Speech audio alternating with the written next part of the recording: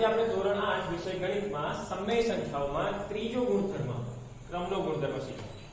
ક્રમનો ગુણધર્મ એટલે અહીંયા લખ્યું છે મેં કે બે સંખ્યાઓ વચ્ચે કોઈ પણ ક્રમમાં ક્રિયા કરતા જવાબ સરખો જ મળે. એટલે વ્યાપક રીતે જોઈએ તો અહીંયા આપણે a અને b કોઈ સંખ્યાઓ લઈએ અને એની વચ્ચે સરવાળાની ક્રિયા જોઈએ તો a + b બરાબર b + a થવું જોઈએ. એટલે કે અહીંયા પહેલી વાર a ને પહેલા લીધા છે તો બીજી વખત બરાબર b બીજી સાઈડ પર તમે જોઈ શકો છો કે b ને પહેલા લીધેલા છે, પરંતુ બંને બાજુ જવાબ કેવો આવવો જોઈએ? સરખો. તો તે ક્રમનો ગુણધર્મ કહેવાય. સૌથી પહેલા આપણે આ ક્રમના ગુણધર્મને પૂર્ણ સંખ્યાઓ માટે જોઈએ. પૂર્ણ સંખ્યાઓ તમને ખબર છે 0 થી શરૂ કરી અને ઇન્ફાઇનાઇટ સુધી હોય છે અને એમાં ચાર ક્રિયાઓ સરવાળો, બાદબાકી, ગુણાકાર અને ભાગાકાર માટે આપણે ક્રમના ગુણધર્મને જોઈશું. સરવાળા માટે આપણે સંખ્યા લીધી છે 2 + 3 કેટલા થશે? તમને ખબર જ છે 5. ચાલો હવે એનો ક્રમ બદલીએ તો શું થશે? 3 + 2. 3 + 2 પણ કેટલા થવાના છે? 5 જ. અહીંયા બંને વખતે જવાબ મને કેવા મળે છે? સરખા. એટલે કે સરવાળા માટે પૂર્ણ સંખ્યાઓ ક્રમના ગુણધર્મનું પાલન કરે છે. ચાલો બીજી ક્રિયા માટે જોઈએ બાદબાકી. 4 - 2 કેટલા થવાના છે? 2. 4 - 2 2. ક્રમ બદલીને કરીશું. 2 - 4. શું જવાબ મળશે વિદ્યાર્થી મિત્રો? -2 જવાબ મળશે. જે બંને બાજુ સરખા મળતા નથી. એટલે કે બાદબાકીની ક્રિયા માટે પૂર્ણ સંખ્યાઓ ક્રમના ગુણધર્મનું પાલન કરતી નથી. ચલો ગુણાકારની ક્રિયા માટે 3 × 7 7 તારીખ કેટલા થવાના છે? 21. હવે ક્રમ બદલીને કરીશું. 7 × 3 એ પણ કેટલા મળશે મને? 21. એટલે અહીંયા પણ પાલન કરે છે. ચલો ભાગાકારની ક્રિયા માટે 2/5. 2/5 કરીશું. શું જવાબ મળશે મને? આપણે આ રીતે લખીશું એને ભાગાકારમાં અંશ અને છેદ સ્વરૂપે. ચલો ક્રમ બદલીને કરીએ. 5/2. તો અહીંયા શું મળશે? 5/2. તમે જોઈ શકો છો કે અહીંયા 2 પંચમાંશ છે અને અહીંયા 5 તૃતીયાંશ છે. એટલે કે પાલન કરતી નથી. પૂર્ણ સંખ્યાઓમાં સરવાળો અને ગુણાકાર માટે ક્રમના ગુણધર્મનું પાલન થાય છે, જ્યારે બાદબાકી અને ભાગાકારની ક્રિયા માટે ક્રમના ગુણધર્મનું પાલન થતું નથી. હવે આપણે પૂર્ણાંક સંખ્યાઓ માટે ક્રમના ગુણધર્મને જોઈએ. વ્યાપક સ્વરૂપે એ છે a + b = b + a. ક્રિયાઓ પણ એની છે સરવાળો, બાદબાકી, ગુણાકાર, ભાગાકાર. બસ માત્ર સંખ્યાઓ લઈ લઈશું પૂર્ણાંક. ચલો સરવાળાની ક્રિયા માટે આપણે બે સંખ્યાઓ લીધી છે -2 + 3 વત્તા ઓછા. ઓછા થશે 3 માંથી 2 બાદ કરીશું. જવાબ મળશે 1. નિશાની મોટાની, મોટા ઘર 3 છે માટે પ્લસ. ચલો ક્રમ બદલીને કામ કરીએ કે 3 વત્તા ઓછા 2 બરાબર. અહીંયા પણ વત્તા ઓછા ઓછા એટલે કે 3 - 2 જવાબ મળશે મને 1. આપણે જોઈ શકીએ છીએ બંને વખતે જવાબ સરખા મળે છે. એટલે કે પાલન પૂર્ણાંક સંખ્યાઓ સરવાળાની ક્રિયા માટે ક્રમના ગુણધર્મનું પાલન કરે છે. ચલો બાદબાકીની ક્રિયા માટે જોઈએ. સંખ્યાઓ છે -3 - 4. ઓછા ઓછા વત્તા થશે 4 ને 3 7.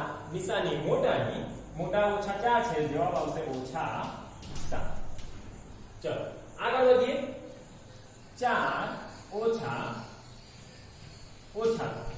અહીંયા આપણે જોઈ શકીએ છીએ કે ઓછા ઓછા વત્તા થશે. એટલે કે 4 + 3 7. નિશાની મોટાની રહેશે. મોટા 4 છે જે ધન છે માટે જવાબ મળશે +7. અહીંયા જવાબ ભલે 7 7 મળે છે પણ એક ઋણ પૂર્ણાંક મળે છે અને એક ધન પૂર્ણાંક મળે છે. માટે બાદબાકીની ક્રિયા માટે પૂર્ણાંક સંખ્યાઓ ક્રમના ગુણધર્મનું પાલન કરતી નથી. આગળ વધીએ ગુણાકાર. ગુણાકાર સિમ્પલ છે. 0 × -3 કોઈ પણ સંખ્યાનો શૂન્ય સાથેનો ગુણાકાર હંમેશા શું રહેશે? 0. ક્રમ બદલીને કામ કરીશું. -3 × 0 = 5. 0 જ ગણવાના છે. બંને વખતે જવાબ સરખા. ગુણાકારની ક્રિયા માટે પૂર્ણાંક સંખ્યાઓ ક્રમના ગુણધર્મનું પાલન કરે છે. ચલો ભાગાકારની ક્રિયા માટે -4/0. કોઈ પણ સંખ્યાને શૂન્ય વડે ક્યારેય ભાગી શકાતી નથી. અહીંયા મને અવ્યાખ્યાયિત પદ મળે છે. અવ્યાખ્યાયિત. હું એનો ક્રમ બદલીને કરીશ. 0/-4 તો પણ જવાબમાં અવ્યાખ્યાયિત જ પદ મળવાનું છે. માટે ભાગાકારની ક્રિયા માટે પૂર્ણાંક સંખ્યાઓ ક્રમના ગુણધર્મનું પાલન કરતી નથી. અહીંયા પણ આપણે જોઈ શકીએ છીએ કે પૂર્ણ સંખ્યાઓની જેમ જ સરવાળા અને ગુણાકાર માટે ક્રમના ગુણધર્મનું પાલન થાય છે, જ્યારે બાદબાકી અને ભાગાકારની ક્રિયા માટે ક્રમના ગુણધર્મનું પાલન થતું નથી. હવે આપણે સમય સંખ્યા માટે ક્રમના ગુણધર્મ જોઈએ. સૌથી પહેલા સરવાળાની ક્રિયા માટે સંખ્યા લીધી છે આપણે -2/3 વત્તા 5/7. ચાલો આપણે જાણીએ છીએ કે સમય સંખ્યાઓ છે અને સરવાળાની ક્રિયા છે એટલે આપણે લસાઅ લેવો પડશે. છેદનો લસાઅ શું થશે? 7 અને 3. લસાઅ કેટલો થશે? 21. ને હું છેદમાં લખું છું 21 અને લખી દઉં છું લસાઅ. ચાલો હવે 2 - 2 ના છેદમાં 3 છે. 3 ને કેટલા વડે ગુણીશું? 21 થશે તો ઓબ્વિયસલી 7 વડે. એટલે 7 ગુણ્યા 2 એટલે 7 દુ 14 એટલે -14. વત્તાની નિશાની 5 ના છેદમાં 7 છે. 7 ને કેટલા વડે ગુણીશું? 21 થશે તો 3 વડે. એટલે 5 તારી 15 એટલે અહીંયા આવશે 15. ચાલો આગળ વધીએ. વત્તા ઓછા 15 માંથી 14 બાદ કરીશું 1 મળશે. નિશાની મોટાની આવશે માટે મોટા છે અંદર અને ધન છે માટે 1 ના છેદમાં 21 એ આપણો જવાબ. ચલો બીજી બાજુ ક્રમ બદલીને આપણે સંખ્યાઓ લખી. અહીંયા પણ એ જ નિયમ છે. લસાઅ લેવો પડશે. 7 અને 3 નો લસાઅ 21 જ થવાનો છે. આપણે જાણીએ છીએ આગળની જેમ જ 5 ના છેદમાં 7 છે. 3 વડે ગુણવા પડશે એટલે 5 તારી 15 વત્તા -2 ના છેદમાં 3 છે એટલે 7 વડે ગુણવા પડશે એટલે 7 દુ 14 -14. ચલો વત્તા ઓછા 15 -14 છેદમાં 21 જવાબ મળશે 1 ના છેદમાં 21. બંને વખતે મને જવાબ સરખા મળે છે એટલે કે સરવાળાની ક્રિયા માટે સમય સંખ્યાઓ ક્રમના ગુણધર્મનું પાલન કરે છે. હવે બાદબાકીની ક્રિયા માટે ક્રમના ગુણધર્મ સમય સંખ્યાઓ માટે જોઈએ. સંખ્યા લીધી છે 2 ના છેદમાં 3 - 5 ચતુર્થાંશ. અહીંયા પણ આપણે જાણીએ છીએ લસાઅ લેવો પડશે. લસાઅ 4 અને 3 નો લસાઅ કેટલો થશે? 4 તારી 12. ચાલો 2 ના છેદમાં 3 છે. 3 ને 4 વડે ગુણીશું તો 12 થવાના છે એટલે 2 ને 4 વડે ગુણવા પડશે એટલે 4 દુ થશે 8. ઓછા છે તો ઓછાની નિશાની. 5 ના છેદમાં 4 છે તો 4 ને કેટલા વડે ગુણીશું તો 12 થશે તો 3 વડે એટલે 5 તારી 15. ચલો 8 - 15. 8 માંથી તો મને બાદ થવાના નથી એટલે આપણે 15 માંથી 8 બાદ કરીશું. કેટલા મળશે મને? જવાબ મળશે 7 ના છેદમાં 12. પરંતુ અહીંયા -15 છે તે મોટા છે એટલે નિશાની મોટા ને એટલે -7 ના છેદમાં 12.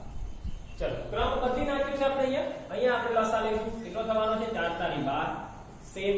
5 ને કેટલા વડે ગુણવા પડશે? 3 વડે એટલે 5 તારી 15 ઓછાની નિશાની 4 દુ 8. ચલો 15 માંથી 8 બાદ કરીશું 7 ના છેદમાં 12. વિદ્યાર્થી મિત્રો અહીંયા આપણે જોઈ શકીએ છીએ કે એક વખતે મને ઋણ સમય સંખ્યા મળે છે, બીજી વખતે એટલે કે ક્રમ બદલીને કામ કરતા મને ધન સમય સંખ્યા મળી છે. માટે બાદબાકીની ક્રિયા માટે સમય સંખ્યાઓ ક્રમના ગુણધર્મનું પાલન કરતી નથી. હવે ગુણાકારની ક્રિયા માટે સમય સંખ્યાઓ માટે ક્રમનો ગુણધર્મ જોઈએ. સંખ્યા લીધી છે આપણે -7/3 ગુણ્યા 6/5.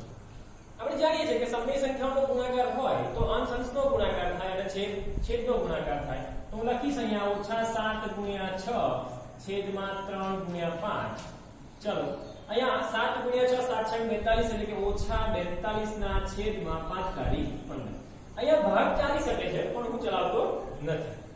ચલો આગળ વધીએ. ક્રમ બદલીને કામ કરીએ છીએ. અહીંયા પણ અંશ અંશનો ગુણાકાર છે, છેદનો ગુણાકાર એટલે કે 6 ગુણ્યા -7 છેદમાં 5 ગુણ્યા 3. ચલો 7 42 -42 ના છેદમાં 5 તારી 15. અહીંયા જોઈ શકીએ છીએ આપણે કે બંને વખતે જવાબ ક્રમ બદલીને કામ કરતા પણ જવાબ મને સેમ જ મળે, સરખો જ મળે. એટલે કે ગુણાકારની ક્રિયા માટે સમય સંખ્યાઓ ક્રમના ગુણધર્મનું પાલન કરે છે. હવે ભાગાકારની ક્રિયા માટે ક્રમનો ગુણધર્મ જોઈએ. ચલો અહીંયા સંખ્યા લીધી છે -5 ચતુર્થાંશ ભાગ્યા 3/7. વિદ્યાર્થી મિત્રો આપણે 7મા ધોરણમાં શીખ્યા છે કે સમય સંખ્યા માટે ભાગાકારની ક્રિયા હોય તો આપણે એનો વ્યસ્ત લઈ અને એને ગુણાકારની ક્રિયામાં ફેરવીશું. જોઈએ અહીંયા પણ તો -5 ચતુર્થાંશ. હવે ભાગાકારની ક્રિયાને ગુણાકારમાં ફેરવીએ છીએ એટલે ગુણ્યાની નિશાની અને પાછળની જે સંખ્યા ભાગાકારમાં છે તે સંખ્યાનો વ્યસ્ત લઈશું એટલે કે શું થશે? ગુણાકાર છેદનો ગુણાકાર -5 ગુણ્યા 7 છેદમાં 4 ગુણ્યા 3. ચલો 7 × 5 = 35 એટલે કે -35 ના છેદમાં 4 તારી 12. ક્રમ બદલીને કામ કરીએ છીએ. અહીંયા પણ એક નિયમ 3 સપ્તમાંશ ગુણ્યા કરી દઈશું, વ્યસ્ત લઈશું -4 પંચમાંશ. અંશ અંશનો ગુણાકાર છેદનો ગુણાકાર 3 ગુણ્યા -4 છેદમાં 7 ગુણ્યા 5. 4 તારી 12 પણ -4 છે માટે -12 ના છેદમાં 7 પંચા 5.